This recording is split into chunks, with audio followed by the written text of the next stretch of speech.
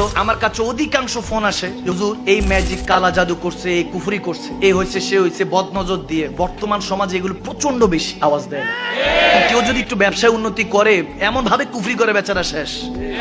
পড়াশোনা যদি ভালো হয়, তারপর রিলেশন যদি ভালো হয়, সমাজের মধ্যে যদি তাদের একটা অবস্থা থাকে, এমন কুফরি করে, কুফরি করার জন্য এমন এমন অবস্থা মাঝে মাঝে আসে, এমন এমন অবস্থা দেখি সুমা মাজাল, এগুলো আপনাদের কাছে বলতে পারবো না। এত ভয়ঙ্কর সিচুয়েশন করে এক মানুষ আরেক মানুষের ক্ষতি করার জন্য। তবে আমি প্রথমে বলবো এটাই, আপনার বরাদ্দের যে রিজিক আছে, আল্লাহ যেটা রিজিক বরাদ্দ করেছে সেটা বান্দা কখনো আটকাতে পারবে না।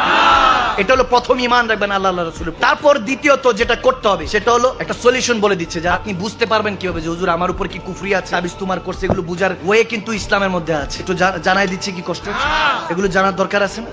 যে হুজুর আমার ব্যবসা করতে যাই লস হয়, চাকরি খুঁজতেছি চাকরি পাই না, পড়াশোনা করতে যাই মনোযোগ বসে না, মা বাবা সারাক্ষণ ক্যাটক্যাট করতে থাকে, স্বামী স্ত্রী কখনো বনি বানা নাই, সম্পর্কের মধ্যে সব সময় ঝামেলা লেগে থাকে, এরকম অবস্থা আছে কি নাই? এগুলো কুফরির প্রভাব আছে কিনা, বদনজর আছে কিনা বুঝার ওয়ে আছে। ওয়েটা বলে দিচ্ছে কি কষ্ট হচ্ছে। একটা কাপের মধ্যে যেটা স্বচ্ছ, এরকম গ্লাস, কাপটা এরকম স্বচ্ছ হইতে হবে, দুই পার যাতে দেখা যায়। এটা গ্লাসটার দিকে তাকিয়ে চারকুল, যেটা বলা হয় চারকুল, সূরা কাফিরু, সূরা ইখলাস, সূরা নাস, সূরা ফালাক, এই চারকুল পড়ে আপনি এটার মধ্যে ফু দিবেন। ফু দিয়ে এটার দিকে তাকায় থাকবেন আর দুরূদ শরীফ পড়তে থাকবেন, দুরূদ শরীফ পড়তে থাকবেন। চেষ্টা করবেন যাতে পানি না নড়ে। দুরূদ শরীফ 100 বার কমপ্লিট করে আবার চারকুল পরে ফু দিবেন। ফু দিয়ে এবার ইস্তেগফার পড়বেন 100 বার। পড়ে ফু দিয়ে এটা ঘরের যে কোনো একটা কোণার মধ্যে রেখে দিন। পরের দিন বুঝতে পারবেন, পানিটা যদি একটু ঘোলা হয়ে যায় বুঝবেন কুফরি করা হয়েছে। মারহাবা কয় না? কথা ওয়েটা বোঝা গেছে?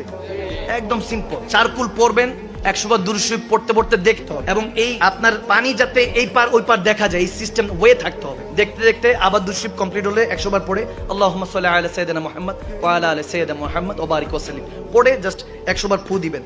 এরপর আবার পড়ার পর আবার দেখতে থাকবেন, ইস্তেগফার পড়বেন, আস্তাগফিরুল্লাহ আস্তাগফিরুল্লাহ পড়ে 100 বার পড়ে তারপর ফু দিবেন।